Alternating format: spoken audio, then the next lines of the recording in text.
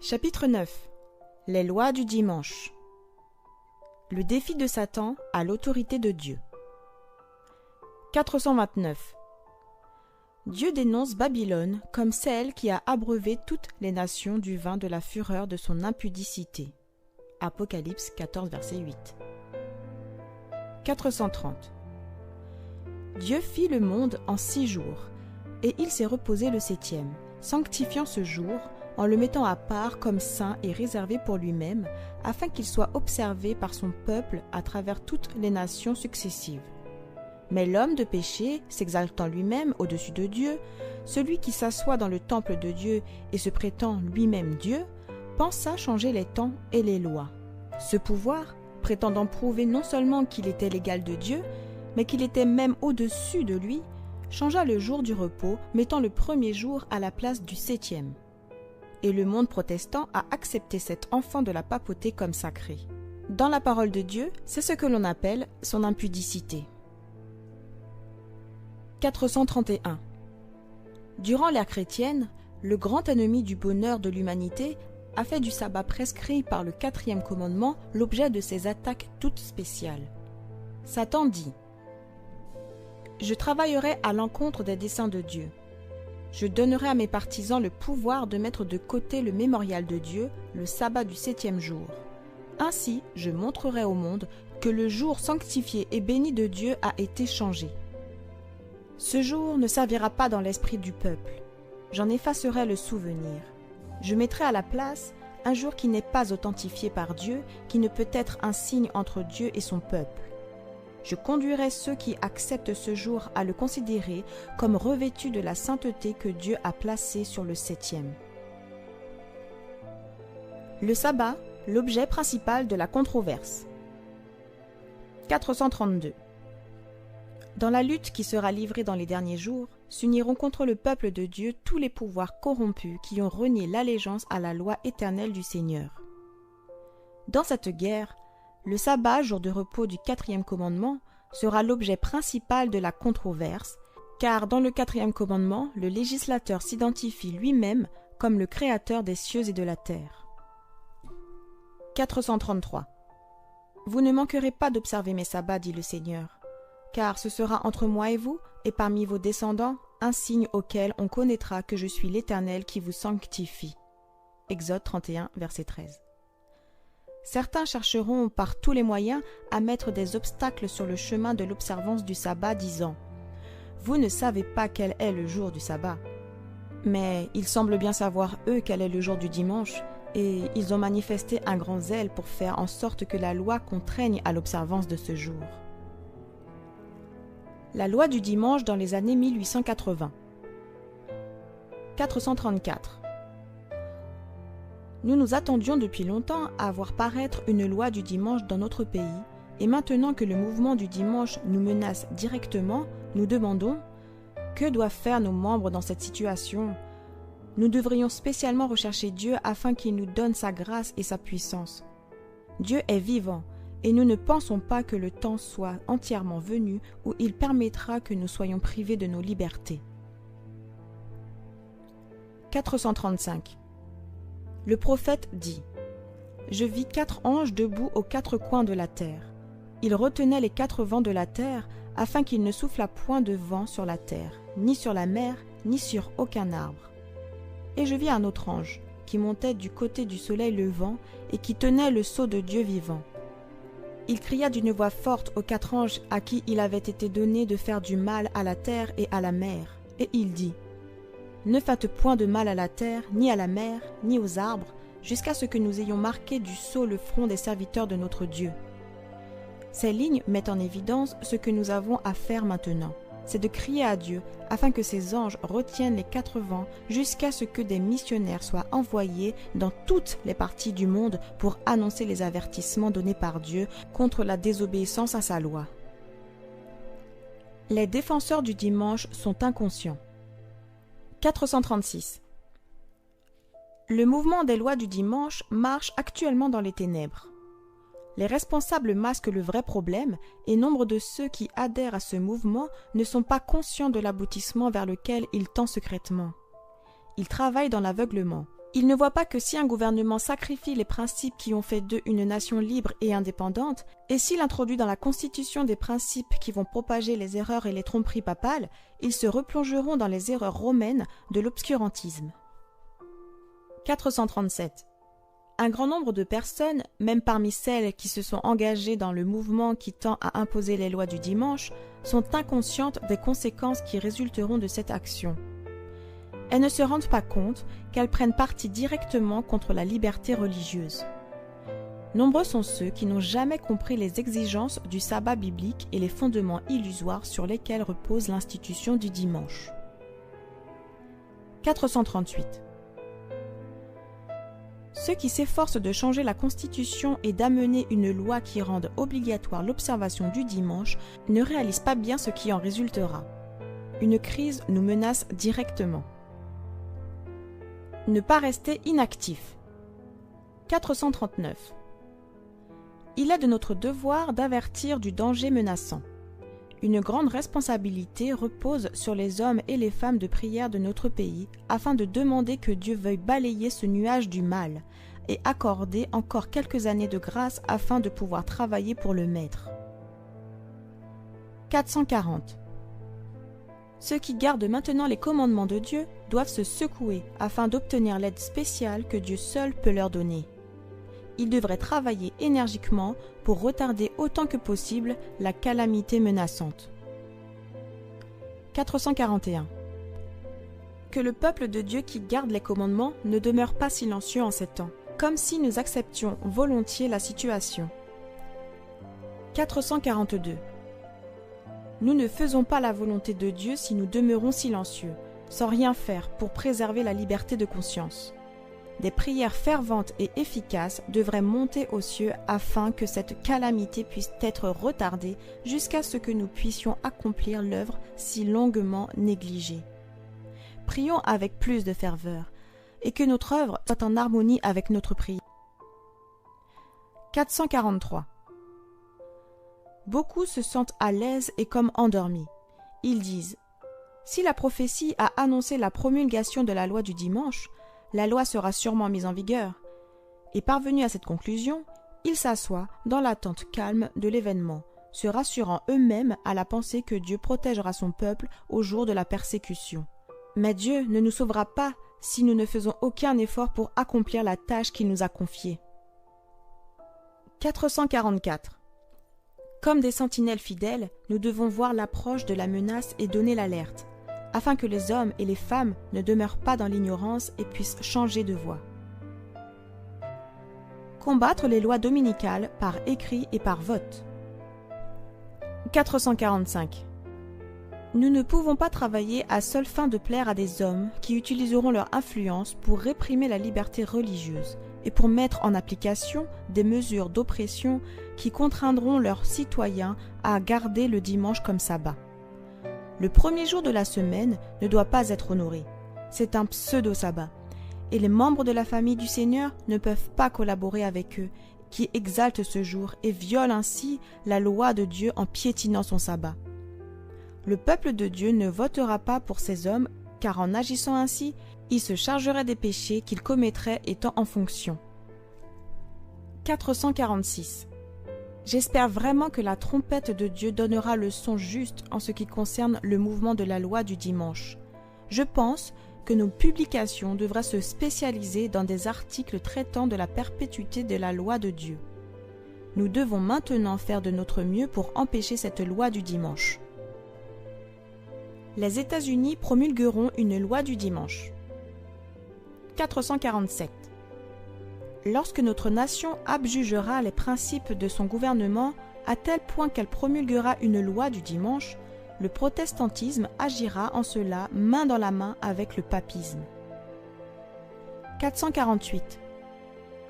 Les protestants placeront toute leur influence et toute leur force du côté de la papauté. Par une loi nationale imposant le faux sabbat, ils donneront force et vigueur à la foi corrompue de Rome, réveillant sa tyrannie et son goût pour l'oppression des consciences. 449. Tôt ou tard, les lois sur le dimanche seront promulguées. 450. Bientôt, on imposera les lois sur le dimanche, et des hommes occupant des positions de confiance s'aigriront contre la petite poignée de croyants gardant les commandements de Dieu. 451. La prophétie d'Apocalypse 13 déclare que le pouvoir représenté par la bête, avec 2 cornes semblables à celles d'un agneau, faisait que la terre et ses habitants adoraient la première bête, c'est-à-dire la papauté, symbolisée ici par la bête semblable à un léopard.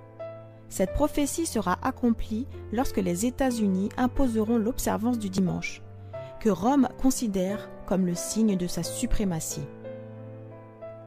452. La corruption politique détruit l'amour de la justice et le respect de la vérité, et même en Amérique libre, les responsables et les législateurs, dans leur recherche de la faveur du public, céderont à la demande populaire de promulguer une loi exigeant l'observance du dimanche. Les arguments utilisés par les partisans de la loi du dimanche. 453. Satan interprète les événements à sa manière, et les hommes pensent, comme ils le souhaitent, que les calamités qui s'abattent sur le pays sont le résultat du mépris du dimanche. Voulant apaiser la colère de Dieu, ces hommes influents préparent des lois exigeant l'observation du dimanche. 454. Cette même catégorie d'hommes avance que si la corruption se répand rapidement, c'est parce que le soi-disant sabbat chrétien n'est pas respecté et que l'obligation d'observer le dimanche améliorerait l'état moral de la société. Cette argumentation est particulièrement insistante en Amérique, où la doctrine du vrai sabbat a été très largement prêchée. Le protestantisme et le catholicisme agissent de concert. 455. Le protestantisme tendra la main de confraternité au pouvoir romain. Alors paraîtra une loi contre le sabbat du Dieu de la création, et c'est à ce moment que Dieu accomplira son œuvre étrange sur la terre. 456. Nous ne voyons pas comment l'Église romaine pourrait se laver de l'accusation d'idolâtrie. Et cependant, c'est là la religion que les protestants commencent à prendre en considération avec tant de sympathie, et qui sera bientôt unie au protestantisme. Cette union, cependant, ne s'effectuera pas par un changement au sein du catholicisme, car Rome ne change jamais. Elle se déclare infaillible. C'est le protestantisme qui changera. Son libéralisme l'amènera à tendre la main au catholicisme. 457. Le monde protestant formera une confédération avec l'homme de péché, et l'Église s'harmonisera avec la corruption du monde. 458. L'Église romaine en Europe et le protestantisme apostat dans le Nouveau Monde poursuivront une course similaire contre ceux qui respectent les divins préceptes. Les lois du dimanche honorent Rome. 459. Lorsque les principales églises des États-Unis, s'unissant sur la base des doctrines qui leur sont communes, influenceront l'État pour imposer des décrets qui soutiendront leurs institutions, alors le protestantisme américain aura constitué une image de la hiérarchie romaine et la condamnation des contrevenants à des peines civiles en résultera nécessairement. 460. L'obligation de respecter le dimanche, imposée par les églises protestantes, est une obligation de rendre un culte à la papauté. 461. En imposant un devoir religieux par la force du pouvoir séculier, les églises se constituent elles-mêmes en image de la bête. Par conséquent, l'obligation de garder le dimanche aux États-Unis équivaudrait à une obligation de rendre un culte à la bête et à son image. 462. Lorsque le protestantisme étendra la main pour saisir celle du pouvoir romain, lorsqu'il tendra également la main par-dessus l'abîme au spiritisme, lorsque sous l'influence de cette triple union, notre pays aura répudié tous les principes de sa constitution en tant que gouvernement protestant et républicain, et lorsqu'il prendra des dispositions pour propager les erreurs et les tromperies de la papauté, alors nous saurons que le temps de l'œuvre extraordinaire de Satan est arrivé et que la fin est proche. Rome retrouvera sa suprématie perdue. 463. Tandis que nous approchons de la crise finale, il est d'une importance vitale que l'harmonie règne parmi les serviteurs du Seigneur. Le monde est agité par les tempêtes et les guerres, et il est instable.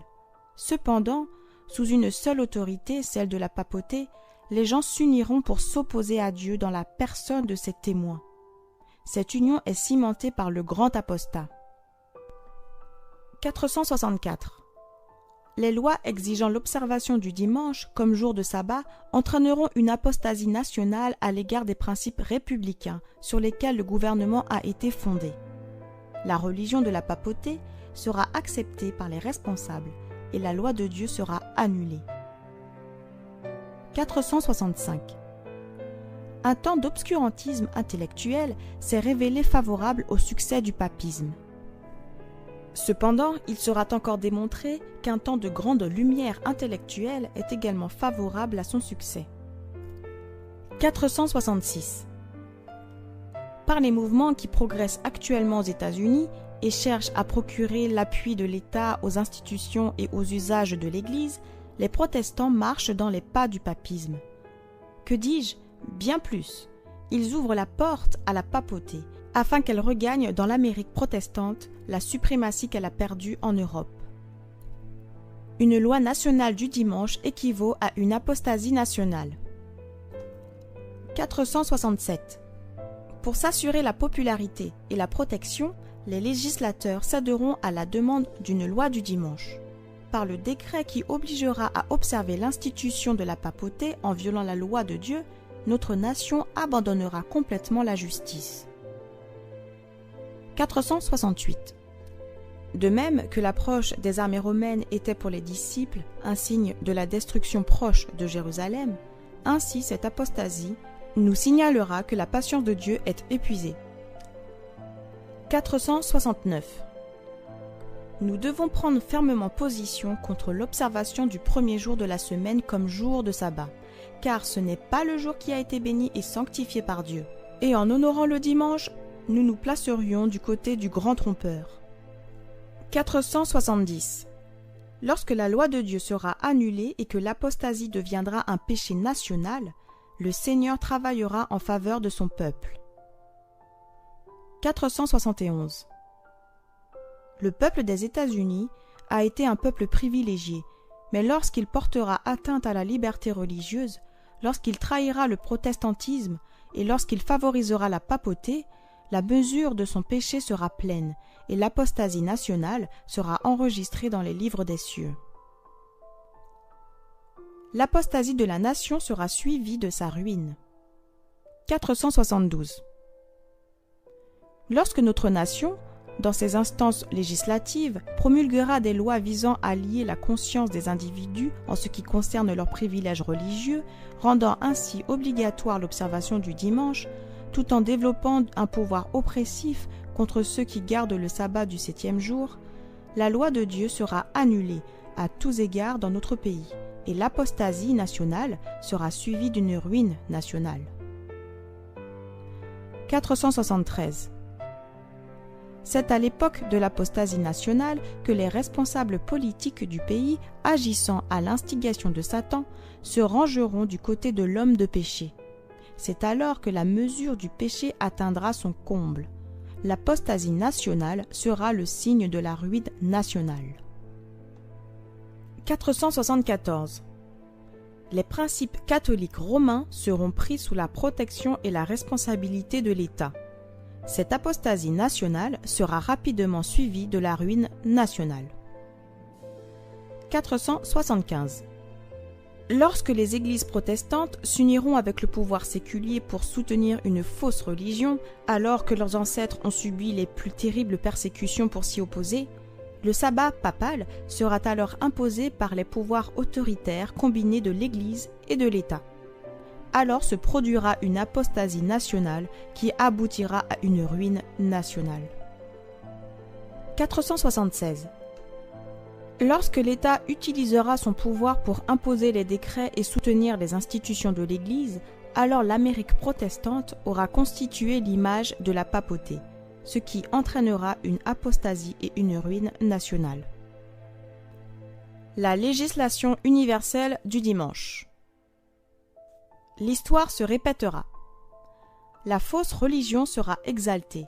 Le premier jour de la semaine, qui n'est qu'un jour ouvrable ordinaire, ne possédant aucune sorte de sainteté, sera installé de même que le fut l'image de Babylone. Toutes les nations et toutes les langues et tous les peuples seront contraints d'adorer pendant ce jour du sabbat erroné. Le décret qui exigera le culte de ce jour s'étendra au monde entier. 478. Tandis que l'Amérique, la terre de la liberté religieuse, s'unira avec la papauté pour forcer les consciences et les contraindre à honorer un faux sabbat, les peuples de tous les pays du monde entier seront conduits à suivre leur exemple. 479. Le problème du sabbat sera le grand débat durant le vaste conflit final dans lequel le monde entier sera engagé. 480. Les nations étrangères suivront l'exemple des États-Unis. Ils ouvriront la voie, mais la même crise affectera notre peuple dans le monde entier. 481. La substitution de l'erreur à la vérité sera le dernier acte du drame. Lorsque cette substitution sera universelle, Dieu se révélera lui-même. Lorsque les lois des hommes seront exaltées au-dessus des lois de Dieu, lorsque les puissances de cette terre tenteront de contraindre les hommes à garder le premier jour de la semaine, sachez que l'heure de l'intervention divine aura sonné. 482. La substitution des lois des hommes à la loi divine, l'exaltation des autorités purement humaines, du dimanche à la place du sabbat biblique, voilà le dernier acte du drame. Lorsque cette substitution deviendra universelle, Dieu se révélera. Il se lèvera de sa majesté pour secouer terriblement la terre. Le monde entier soutiendra la loi du dimanche. 483. Les réprouvés déclarent qu'ils avaient la vérité, que les miracles s'accomplissaient parmi eux, que les anges de ces cieux leur avaient parlé et qu'ils avaient cheminé avec eux, qu'une grande puissance, des signes et des prodiges les accompagnait, et que le millénium temporel tant attendu était arrivé. Le monde entier était converti et en harmonie avec la loi du dimanche. 484. Le monde entier sera animé d'un esprit d'hostilité contre les adventistes du 7e jour, parce qu'ils ne s'inclinent pas pour rendre hommage à la papauté en honorant le dimanche, l'institution de ce pouvoir de l'Antéchrist. 485. Ceux qui méprisent la loi de Dieu imposeront des lois humaines et obligeront le monde à les accepter. Les hommes se concerteront et s'uniront en conseil afin de faire des plans d'action. Le monde entier garde le dimanche, se disent-ils. Et pourquoi ce peuple si petit numériquement ne respecterait-il pas les lois de notre pays? La controverse au cœur du monde chrétien. 486. Le monde, soi-disant chrétien, sera le théâtre de décisions importantes. Des hommes investis d'une grande autorité imposeront des lois opprimant les consciences, à l'exemple de la papauté. Babylone fera boire à toutes les nations le vin de la fureur de son impudicité. Toutes les nations seront concernées. Au sujet de ce temps, Jean le prophète déclare « Ils ont un même dessein. Il existera un lien universel, une grande harmonie, une confédération des forces sataniques, et ils donnent leur puissance et leur autorité à la bête. » C'est ainsi que se manifeste le même pouvoir arbitraire et oppressif contre la liberté religieuse, la liberté d'adorer Dieu selon sa conscience, telle que la papauté l'a manifestée par le passé, lorsqu'elle a persécuté ceux qui ont osé refuser de se conformer aux rites religieux et aux cérémonies du papisme. 487. Le monde entier sera concerné par le grand conflit entre la foi et l'incrédulité. 488. Le monde chrétien sera divisé en deux grandes parties, ceux qui adorent les commandements de Dieu et la foi de Jésus, et ceux qui adorent la bête et son image et reçoivent sa marque. 489. Tandis que le sabbat est devenu un point de controverse mondiale dans le monde chrétien, tandis que les autorités religieuses et séculières se sont combinées pour rendre obligatoire l'observation du dimanche, le refus persistant d'une petite minorité qui ne se plie pas à la demande populaire lui attire la haine universelle. 490. Lorsque le décret des diverses autorités du christianisme contre ceux qui gardent les commandements leur retireront la protection du gouvernement et les livreront à ceux qui veulent leur destruction, le peuple de Dieu fuira des villes et des villages et se regroupant, habitera dans les parties les plus désolées et les plus solitaires. Ne pas braver les autorités. 491.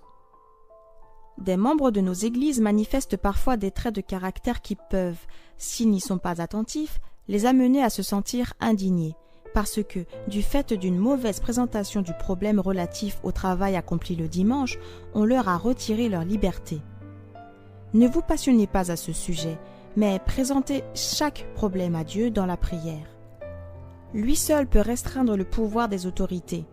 Ne vous avancez pas avec précipitation. Que personne ne manque de sagesse en réclamant sa liberté, donnant une impression d'insoumission, mais qu'on en use comme des serviteurs de Dieu. Honorez tout le monde, aimez les frères, craignez Dieu, honorez le roi. 492. Ce conseil sera particulièrement utile à ceux qui devront aller dans des endroits difficiles. Nous ne devons jamais donner l'impression de défier les autorités et ne rien faire qui puisse être interprété d'une certaine manière comme de la mauvaise volonté. Évitez de travailler le dimanche. 493. En ce qui concerne les régions du Sud, nous devons accomplir notre œuvre aussi largement et aussi parfaitement que possible, et nous devons l'accomplir comme le Christ le ferait à notre place. Les gens découvriront vite quelles sont vos convictions au sujet du dimanche et du sabbat, et ils vous poseront des questions. Alors, vous pourrez leur répondre. Mais évitez d'attirer l'attention sur votre travail. Il ne faut pas entraver la progression de votre action en travaillant vous-même le dimanche. 494. Éviter de travailler le dimanche, ce n'est pas recevoir la marque de la bête. Dans des endroits où l'opposition est si violente qu'elle risque d'engendrer la persécution si l'on travaille le dimanche, que nos frères et sœurs fassent simplement un travail missionnaire. 495. S'ils venaient ici et donnaient l'ordre, vous devez arrêter votre travail et vos presses le dimanche. Je ne vous dirai pas, continuez à faire fonctionner vos presses, car le conflit ne serait pas entre vous et votre Dieu. 496. Nous ne devrions pas nous sentir obligés d'irriter nos voisins, qui se livrent à un culte idolâtre le dimanche en faisant des efforts déterminés pour leur montrer que nous travaillons ce jour-là, délibérément, et pour étaler notre esprit d'indépendance. Nos sœurs ne doivent pas choisir spécialement le dimanche pour mettre leur linge à sécher. Entreprendre des activités spirituelles le dimanche. 497. Je vais essayer de répondre à votre question relative à ce que vous devriez faire dans le cas où les lois du dimanche seraient imposées. 498. La lumière qui m'a été donnée par le Seigneur à un moment où nous nous attendions à une crise semblable à celle que vous attendez vous-même, c'est que lorsque les puissances infernales pousseront les hommes à imposer l'observance du dimanche, les adventistes du 7e jour devraient montrer leur sagesse en limitant leur travail ordinaire pendant ce jour qu'ils consacreront à des efforts missionnaires. 499. Défier les lois du dimanche ne fera que fortifier dans leur persécution les défenseurs fanatiques de ces lois. Ne leur donnez jamais l'occasion de vous considérer comme des insoumis. On ne reçoit pas la marque de la bête simplement parce qu'on a montré de l'intelligence, préservant la paix en s'abstenant d'accomplir un travail considéré comme illégal. 500. Le dimanche peut être utilisé en accomplissant divers travaux qui seront très utiles au Seigneur. On pourra tenir ce jour-là des rencontres en plein air ou des rencontres dans les maisons de campagne. On pourra accomplir également un travail de porte-à-porte. Ceux qui écrivent peuvent consacrer ce jour à la rédaction de leurs articles. Chaque fois que la chose est possible, tenons des services religieux le dimanche. Rendez ces réunions intensément intéressantes. Chantez des cantiques de réveil simples et parlez avec puissance et avec assurance de l'amour du Sauveur. 501. Invitez les élèves à tenir des réunions en divers endroits et à faire du travail médical missionnaire. Ils trouveront les gens chez eux, et ils auront une merveilleuse opportunité de présenter la vérité. Cette façon d'utiliser le dimanche est toujours acceptable aux yeux du Seigneur. L'opposition met en évidence la beauté de la vérité. 502. Le zèle de ceux qui obéissent au Seigneur sera accru, tandis que le monde et l'Église s'uniront pour annuler la loi.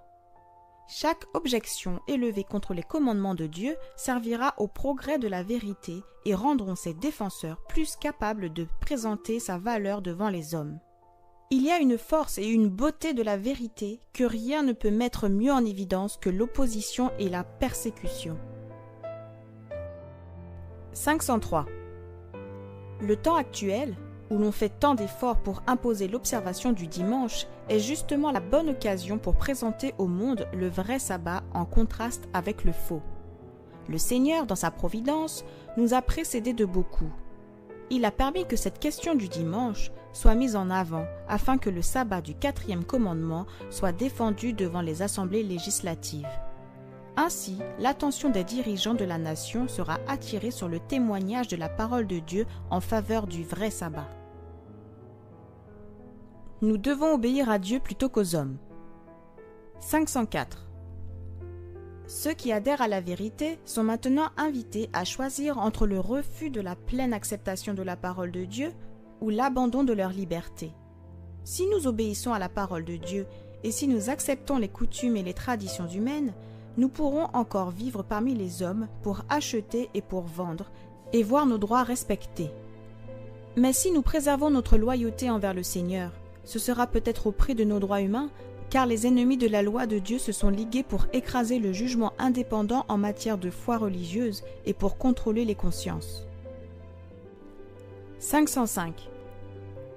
Le peuple de Dieu reconnaîtra le gouvernement humain comme divinement établi par Dieu.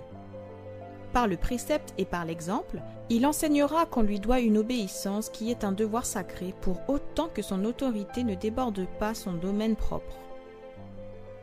Mais lorsqu'il entre en conflit avec les exigences de Dieu, nous devons choisir d'obéir à Dieu plutôt qu'aux hommes. La parole de Dieu doit être respectée et obéie comme une autorité supérieure à toute législation humaine.